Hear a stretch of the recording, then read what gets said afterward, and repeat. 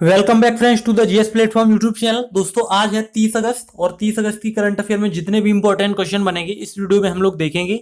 और अगर आप इस चैनल पर नए हैं तो चैनल को इस तरह से सब्सक्राइब कर लीजिए और पास वाले बेल आइकन को प्रेस कर दीजिए जिससे आपको नई वीडियो का नोटिफिकेशन मिलता रहे। और अगर आप आज की वीडियो की पीडीएफ को डाउनलोड करना चाहते हैं तो इस वीडियो के डिस्क्रिप्शन बॉक्स में जाइए और वहां पर पीडीएफ लिंक पर क्लिक करके उसको डाउनलोड कर सकते हैं। साथ ही साथ वीडियो के लास्ट में आपसे करंट अफेयर की क्विज का क्वेश्चन पूछा जाएगा जिसका आंसर आपको कमेंट बॉक्स में देना होगा। तो वीडियो शुरू करने से पहले मैं आपको बता दूं कि मैं अनअकैडमी पर भी पढ़ाता हूं, तो आप अनअकैडमी का लर्निंग ऐप डाउनलोड करके उसमें द जीएस प्लेटफॉर्म सर्च करके आप हमारे साथ अनअकैडमी पर जुड़ सकते हैं। और मैंने अपनी अनअकैडमी प्रोफाइल की लिंक इस वीडियो के डिस्क्रिप्शन बॉक्स में दे दी है, तो आप उस लिंक पर क्लिक करके आप हमें अनअकैडमी पर फॉलो कर सकते हैं और वहां पर हमारी वीडियोज को बिल्कुल फ्री में देख सकते हैं। तो चलिए शुरू करते हैं आज की वीडियो। तो आज का पहला क्वेश्चन है, विश्व बैंक राजस्थान राज्य को विद्युत वितरण हेतु कितने मिलियन डॉलर ऋण प्रदान करेगा? तो इसका जो राइट आंसर है 250 मिलियन डॉलर। ऑप्शन यहां पर ए सही होगा। तो देखिए राजस्थान और विश्व बैंक ने राजस्थान राज्य के 24x7 पावर फॉर ऑल कार्यक्रम के तहत अपने विद्युत वितरण क्षेत्र के प्रदर्शन में सुधार करने के लिए राजस्थान राज्य का समर्थन करने के लिए 250 मिलियन अमेरिकी डॉलर का हाल ही में ऋण प्रदान किया है। तो ऑप्शन यहां पर ए सही होगा। और ये जो ऋण है वो विश्व बैंक के पुनर्निर्माण और विकास के लिए अंतर्राष्ट्रीय बैंक आईबीआरडी के 3 वर्ष की छूट अवधि और 21 वर्ष की परिपक्वता के साथ ये ऋण प्रदान किया गया है। अब ये राजस्थान राज्य को ऋण प्रदान किया गया है तो आपको राजस्थान के बारे में पता होना चाहिए। तो देखिए स्क्रीन पर ये है आपका राजस्थान राज्य का मैप से चीजें बहुत ही स्पष्ट हो जाती हैं, इसलिए आपके लिए मैप यहां पर मिलता है। तो देखिए राजस्थान की राजधानी है जयपुर, वहां की सीएम है वसुंधरा राजे सिंधिया और गवर्नर है कल्याण सिंह। राजस्थान राज्य की लोकसभा से कुल 25 सीटें हैं, राज्यसभा से 10 सीटें हैं और वहां की विधानसभा में कुल 200 सीटें आती हैं। अब राजस्थान के बारे में आपको कुछ स्टैटिक जीके के पॉइंट पता होना चाहिए जो कि बहुत ही इंपॉर्टेंट है। तो देखिए राजस्थान का लोक नृत्य क्या है? वो है घूमर और पनिहारी। और राजस्थान का हृदय किसे कहते हैं? अजमेर को कहते हैं राजस्थान का हृदय। और दिलवाड़ा के जैन मंदिर कहाँ है? ये आपके राजस्थान में ही है। और केवलादेव राष्ट्रीय उद्यान, रणथंभौर राष्ट्रीय उद्यान और सारिस्का वन्य जीव अभ्यारण्य ये कहां पर है? ये राजस्थान राज्य में ही है। और पुष्कर मेला कहां पर लगता है? ये आपका अजमेर में लगता है।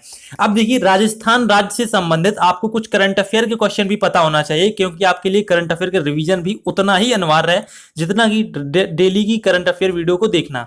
तो इसमें देखिए पहला क्वेश्चन बनता है, हाल ही में जयपुर में भारत का सबसे बड़ा business incubator Bhamashah techno hub launch किया गया है। ठीक है, तो ये आपकी राजस्थान राज्य की राजधानी जयपुर में ये लॉन्च किया गया है। ठीक है, और जैव ईंधन नीति लागू करने वाला प्रथम राज्य कौन है? राजस्थान। और राजस्थान के बीकानेर में ही राजस्थान का पहला गाय अभ्यारण्य भी खोला गया है। और अन्नपूर्णा दूध योजना और बिजली मित्र मोबाइल ऐप ये दोनों राजस्थान राज्य में ही शुरू किए गए हैं।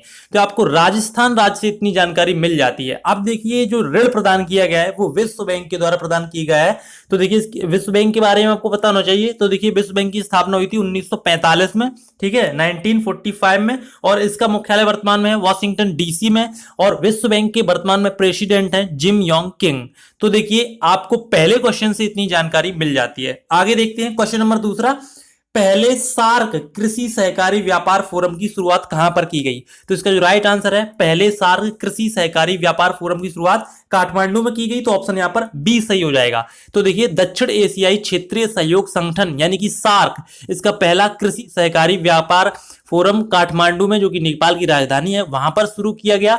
और ये 3 दिवसीय फोरम है। ठीक है, 3 दिवसीय फोरम है। और इसका विषय क्या है? इसका विषय है organizing and strengthening family farmers cooperative to attain the sustainable development goal 1 and goal 2 in South Asia. ठीक है, ये रहा है इसका थीम। और ये संयुक्त राष्ट्र के खाद्य एवं कृषि संगठन और एशियाई किसान संघ द्वारा कृषि विकास की अंतर्राष्ट्रीय निधि से समर्थन के द्वारा संचालित किया जा रहा है। ठीक है, अब देखिए यहां पर सार्क की बात की गई है तो आपको सार्क के बारे में पता होना चाहिए। सार्क का फुल फॉर्म होता है south Asian association for regional cooperation. और इसकी स्थापना हुई थी 8 दिसंबर 1985 को। ठीक है, 1985 को सार्क की स्थापना की गई थी और इसका मुख्यालय है काठमांडू में। ठीक है, अब देखिए यहां पर सार्क के महासचिव की बात करें तो देखिए वर्तमान में सार्क के महासचिव हैं अमजद हुसैन बी सियाल, ठीक है। और यहां पर देखिए नेपाल देश की बात की गई है, क्योंकि नेपाल देश की राजधानी काठमांडू में इसकी शुरुआत की गई है। तो देखिए नेपाल की राजधानी है काठमांडू और राष्ट्रपति हैं विद्या देवी भंडारी और वहां के प्रधानमंत्री हैं केपी शर्मा ओली। तो आपको दूसरे क्वेश्चन से इतनी जानकारी मिल जाती है। आगे देखते हैं क्वेश्चन नंबर तीसरा। एशियाई खेल 2018 में मनजीत सिंह ने पुरुषों के 800 मीटर रेस इवेंट में कौन सा पदक जीता? तो इसका जो राइट आंसर है, उन्होंने हाल ही में स्वर्ण पदक जीता है। तो ऑप्शन यहां पर ए सही हो जाएगा। तो देखिए भारत के 28 वर्षीय धावक मनजीत सिंह ने एशियाई खेलों 2018 में पुरुष वर्ग के 800 मीटर इवेंट में स्वर्ण पदक जीता है और इसी के साथ ही देश को 9वां स्वर्ण पदक प्राप्त हुआ। और इसमें अन्य भारतीय धावक जिनसन जॉनसन को, जो कि एशिया में पहले स्थान पर है, उनको इसमें रजत पदक के साथ संतोष करना पड़ा। और भारत की ड्यूटी चंद ने महिलाओं के 200 मीटर फाइनल में जगह बनाई, जबकि हिमा दास इस प्रतियोगिता से बाहर हो गई, ठीक है। लेकिन यहां पर आपसे जो क्वेश्चन पूछा गया है वो एशियाई खेल 2018 में मनजीत सिंह के बारे में पूछा गया, तो उन्होंने हाल ही में स्वर्ण पदक जीता है। तो ऑप्शन यहां पर ए सही होगा। आगे देखते हैं क्वेश्चन नंबर चौथा। भारत और विश्व बैंक ने कितने मिलियन डॉलर के ऋण समझौते पर हस्ताक्षर किए हैं? तो इसका जो राइट आंसर है, हाल ही में भारत और विश्व बैंक ने 300 मिलियन डॉलर के ऋण समझौते पर हस्ताक्षर किए। तो ऑप्शन यहां पर डी सही होगा। तो देखिए केंद्र सरकार और विश्व बैंक ने भारत में ऊर्जा दक्षता स्केल अप कार्यक्रम के लिए 300 मिलियन डॉलर के ऋण समझौतों पर हाल ही में हस्ताक्षर किए हैं, ठीक है। और इसमें 220 मिलियन डॉलर के ऋण समझौते पर हस्ताक्षर मूल रूप से किए गए हैं, जबकि 80 मिलियन गारंटी समझौते पर हस्ताक्षर किए गए हैं। तो 220 और 80 इसके साथ ही कुल 300 मिलियन डॉलर के ऋण समझौते पर हस्ताक्षर किए गए हैं। और एनर्जी एफिशिएंसी सर्विस लिमिटेड यानी ईईएसएल द्वारा लागू कार्यक्रम के अंतर्गत ये ऋण समझौता किया गया है। अब देखिए ये जो ऋण है वो विश्व बैंक ने प्रदान किया है। तो मैं आपको बता दूं, विश्व बैंक के अध्यक्ष वर्तमान में जिम योंग किम और विश्व बैंक का मुख्यालय वाशिंगटन डीसी में, ठीक है। तो आपका चौथा क्वेश्चन कंप्लीट हुआ। आगे देखते हैं क्वेश्चन नंबर 5वां। हाल ही में राष्ट्रीय खेल दिवस कब मनाया गया? बहुत ही इंपॉर्टेंट क्वेश्चन है। तो इसका जो राइट आंसर है, हाल ही में राष्ट्रीय खेल दिवस 29 अगस्त को मनाया गया। ऑप्शन यहां पर डी सही होगा। तो हर वर्ष 29 अगस्त को हॉकी के प्रसिद्ध खिलाड़ी, ठीक है, मेजर ध्यानचंद के जन्म दिवस पर राष्ट्रीय खेल दिवस मनाया जाता है, ठीक है। अब देखिए मेजर ध्यानचंद की यहां पर बात की गई, तो आपको पता होना चाहिए उनको हॉकी का जादूगर कहते हैं, ठीक है। और उनका जन्म 29 अगस्त को हुआ था, यानी कि 29 अगस्त सन 1905 को उनका जन्म हुआ था और उत्तर प्रदेश के इलाहाबाद में उनका जन्म हुआ था। और उन्हें व्यापक रूप से सबसे बड़े हॉकी खिलाड़ी के रूप में माना जाता है, क्योंकि उन्होंने 16 साल की आयु में ही सेना में शामिल होने के बाद हॉकी खेलना शुरू कर दिया था। और वे शानदार तरीके से गेंद नियंत्रण के लिए जाने जाते हैं और उनको हॉकी का जादूगर और द विजार्ड के रूप से जाना जाता है। और उन्होंने अपने अंतर्राष्ट्रीय करियर के दौरान 1000 से अधिक गोल किए थे, ठीक है। और 1956 में उनको पद्म भूषण की उपाधि से सम्मानित भी किया गया था। तो आपका 5वां क्वेश्चन कंप्लीट हुआ। आगे देखते हैं क्वेश्चन नंबर 6वां। यूएनईपी के न्यूयॉर्क कार्यालय का प्रमुख और सहायक महासचिव किसे नियुक्त किया गया? तो इसका जो राइट आंसर है, सत्य एस त्रिपाठी को यूएनईपी के न्यूयॉर्क कार्यालय और प्रमुख और सहायक महासचिव के रूप में नियुक्त किया गया है। तो आप ध्यान रखेंगे।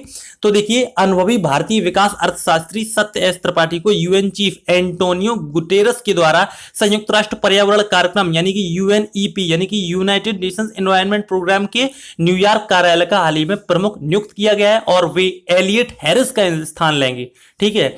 तो ये जो सत्य एस त्रिपाठी हैं वो 1998 से संयुक्त राष्ट्र के लिए यूरोप, एशिया और अफ्रीका में टिकाऊ विकास और लोकतांत्रिक शासन के कानूनी मामलों में भी कार्य करती रही है। अब देखिए यहाँ पर यूएनईपी की बात की गई है, तो आपको पता होना चाहिए यूएनईपी पर्यावरण के लिए कार्य करने वाली एक यूनाइटेड नेशंस की संस्था है और इसकी स्थापना जून 1972 में की गई थी, ठीक है। जून 1972 में मानव पर्यावरण पर संयुक्त राष्ट्र सम्मेलन के फलस्वरूप इसकी स्थापना की गई थी।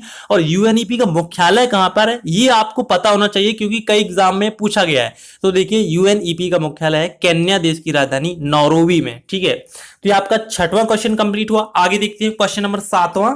हाल ही में नवलेखा प्रोजेक्ट किसने लॉन्च किया? तो इसका जो राइट आंसर है, हाल ही में नवलेखा प्रोजेक्ट गूगल ने लॉन्च किया है। तो ऑप्शन यहां पर सी सही होगा।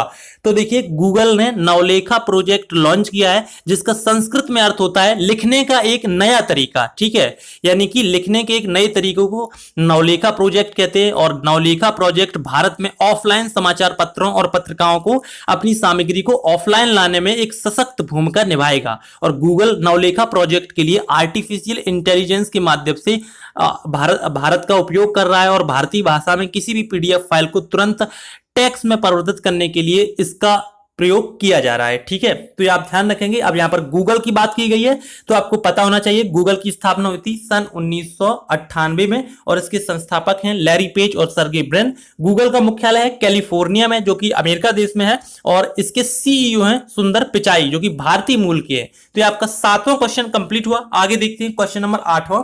ब्रिटेन में भारत की नई उच्चायुक्त कौन बनी? तो इसका जो राइट आंसर है रुचि घनश्याम। ऑप्शन यहां पर ए सही हो जाएगा। तो देखिए वरिष्ठ राजनयिक रुचि घनश्याम को ब्रिटेन में भारत का अगला उच्चायुक्त नियुक्त किया गया है और रुचि घनश्याम 1982 बैच की भारतीय विदेश सेवा की अधिकारी हैं और वर्तमान में विदेश मंत्रालय में सचिव के रूप में कार्यरत हैं। ठीक है, जो रुचि घनश्याम है वो वाईके सिन्हा का स्थान लेंगी जिन्होंने दिसंबर 2016 में ये जिम्मेदारी संभाली थी। ठीक है, तो आपका 8वां क्वेश्चन कंप्लीट हुआ। आगे देखते हैं क्वेश्चन नंबर 9वां।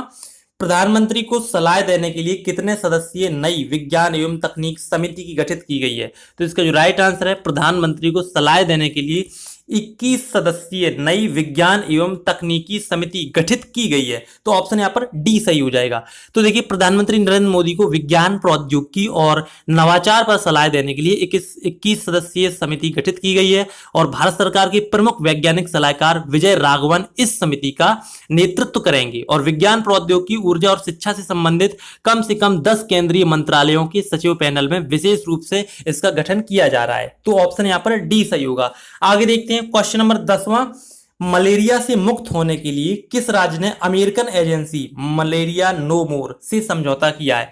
तो इसका जो राइट आंसर है हाल ही में मलेरिया से मुक्त होने के लिए ओडिशा राज्य ने हाल ही में अमेरिकन एजेंसी मलेरिया नो मोर के साथ समझौता किया है। तो ऑप्शन यहां पर ए सही होगा। तो ओडिशा सरकार ने राज्य को मलेरिया मुक्त करने के लिए अमेरिकन आधारित एजेंसी मलेरिया नो मोर और भारतीय एजेंसी मलेरिया एलिमिनेशन ट्रस्ट के साथ हाल ही में समझौते ज्ञापन पर हस्ताक्षर किए हैं। तो इस साल इस राज्य में यानी कि ओडिशा राज्य में साल की शुरुआत में भी लार्वा साइट के साथ ही 1.13 करोड़ मच्छरदानी भी वितरित की गई थी और राज्य में मलेरिया की समस्या को दूर करने के लिए यह समझौता किया गया है। अब यहां पर देखिए ओडिशा की बात की गई है तो आपको ओडिशा के बारे में पता होना चाहिए। ओडिशा की राजधानी है भुवनेश्वर और वहां के सीएम है नवीन पटनायक और गवर्नर हैं गणेशी लाल। ओडिशा की स्थापना हुई थी 1 अप्रैल 1936 को और ओडिशा के बारे में आपको कुछ स्टैटिक जीके पता होना चाहिए जैसे हीराकुंड बांध कहां है? ओडिशा में है। चिल्का झील जो कि भारत की सबसे बड़ी लैंगून झील है वो कहां पर है? ये आपकी ओडिशा राज्य में ही है। ओडिशा का शास्त्रीय नृत्य है ओडिसी और सिमलीपाल जैवमंडलीय क्षेत्र और भितरकनिका राष्ट्रीय उद्यान ये दोनों क्षेत्र ओडिशा राज्य से ही संबंधित है और ओडिशा राज्य की लोकसभा से 21 सीटें आती हैं, राज्यसभा से 10 सीटें आती हैं और विधानसभा में कुल 147 सीटें हैं। अब ओडिशा राज्य के बारे में आपको कुछ करंट अफेयर के क्वेश्चन भी पता होना चाहिए जो कि हाल ही में घटित हुए। तो इसमें पहला क्वेश्चन बनता है हाल ही में ओडिशा राज्य के मुख्य न्यायाधीश कौन बने? तो इसका आंसर है कल्पेश सत्येंद्र झावेरी हाल ही में ओडिशा राज्य के मुख्य न्यायाधीश बने। और हाल ही में बिजू स्वास्थ्य योजना कहां शुरू गई? ओडिशा में शुरू की गई। ग्रीन महानदी मिशन और विरासत मंत्रिमंडल का गठन कहां पर किया गया? तो ओडिशा राज्य में ही किया गया और ओडिशा राज्य ने ही अपना पहला जनजातीय एटलस भी लॉन्च किया है। तो आपको ओडिशा राज्य के बारे में इतनी जानकारी मिल जाती है। आगे देखते हैं क्वेश्चन नंबर 11वां। एशियाई खेल 2018 में भारतीय पुरुषों की टेबल टेनिस टीम ने कौन सा पदक जीता है? तो इसका जो राइट आंसर है कांस्य पदक। ऑप्शन यहां पर सी सही हो जाएगा। तो देखिए एशियाई खेलों 2018 में जो कि दक्षिण कोरिया से भारतीय टीम हार गई, इसके हारने के बावजूद भारतीय टेबल टेनिस की पुरुषों की टीम ने ऐतिहासिक रूप से कांस्य पदक जीता है और एशियाई खेलों में टेबल टेनिस में यह भारत का पहला कांस्य पदक है। ठीक है, और इस टीम में जी साथियान, अचंद सरल कमल और ए अमलराज की टीम ने कोरियाई टीम से जमकर मुकाबला किया लेकिन वो 0-3 के अंतर से हार गए, लेकिन फिर भी इस टीम ने कांस्य पदक जीता है। तो ऑप्शन यहां पर सी सही होगा। आगे देखते हैं इस वीडियो का अंतिम क्वेश्चन। हाल ही में अंतरराष्ट्रीय परमाणु परीक्षण निषेध दिवस कब मनाया गया? यानी कि परमाणु परीक्षण को रोकने के लिए यह दिवस मनाया जाता है, तो कब मनाया गया? तो इसका जो राइट आंसर है 29 अगस्त। ऑप्शन यहां पर सी सही होगा। तो देखिए परमाणु परीक्षणों के विरोध में अंतरराष्ट्रीय दिवस प्रत्येक वर्ष 29 अगस्त को मनाया जाता है और ये जो दिवस है वो 2 दिसंबर 2009 को संयुक्त राष्ट्र महासभा के 64वें सत्र में 64 और 35 के अंतर के प्रस्ताव द्वारा स्थापित किया गया था, जिसे सर्वसम्मति से अपनाया गया और प्रतिवर्ष अब ये मनाया जाता है। तो ऑप्शन यहां पर सी सही होगा। आगे देखते हैं कल की क्विज का आंसर। तो देखिए कल आपसे पूछा गया था हाल ही में किस देश में 11वें विश्व हिंदी सम्मेलन की शुरुआत हुई? तो यहां पर 4 ऑप्शन है, इसका जो राइट आंसर है ऑप्शन नंबर ए मॉरिशस। ठीक है, आगे देखते हैं आज की कुछ का सवाल। तो देखिए आज की कुछ का सवाल है, एशिया कप 2018 क्रिकेट की मेजबानी कौन सा देश करेगा? तो एशिया कप क्रिकेट जो 2018 में आयोजित होने वाला है उसकी मेजबानी कौन सा देश करेगा? तो यहां पर 4 ऑप्शन है, ऑप्शन ए संयुक्त अरब अमीरात, option B Sri Lanka, option C Nepal, option D Bharat. तो इसका जो भी राइट आंसर हो तो प्लीज कमेंट करना ना भूलें। अगर आपने पिछली वीडियोस को लगातार और ध्यान से देखा है तो आप इसका आंसर इजीली दे सकते हैं। और अगर आपको वीडियो पसंद आता है तो प्लीज इसको लाइक जरूर कीजिए, और लाइक करने के बाद अपने किसी फेसबुक या व्हाट्सएप के एजुकेशनल ग्रुप में इसको शेयर जरूर कीजिए। और अगर आपने अभी तक हमारे टेलीग्राम ग्रुप को ज्वाइन नहीं किया है तो डिस्क्रिप्शन बॉक्स में जाकर टेलीग्राम की लिंक पर क्लिक करके आप हमें ज्वाइन कर सकते हैं। और अगर आपने अभी तक अगस्त माह की टॉप 30 महत्वपूर्ण खेल घटनाक्रम की वीडियो नहीं देखी है तो एंड स्क्रीन में आपको ब्लू कलर की दिख रही होगी, इस पर क्लिक करके आप इसको देख सकते हैं। तो मिलते हैं कल एक नई वीडियो के साथ, तब तक के लिए नमस्कार।